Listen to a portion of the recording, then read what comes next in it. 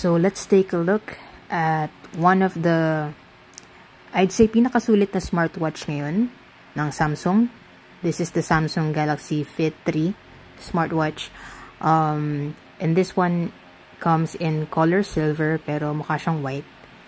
And it has a lot of features for a very affordable smartwatch. I think around 2.5 to 3K pesos lang to if you're going to buy it brand new. Meron siyang mga health features. You can count the number of steps that you have, how many hours of sleep do you have, and anong quality ng sleep mo. If sinuot mo siya bago ka matulog, na matatrack niya yung sleep records mo. Then also, it can measure your stress, blood oxygen, etc. etc. Meron siyang mga iba-ibang features dito, like meron siyang calculator, world clock, stopwatch, calendar, and you can also connect it with your phone via Bluetooth para mas mag-sync yung mga data niya. Ayan. So, meron siyang calendar.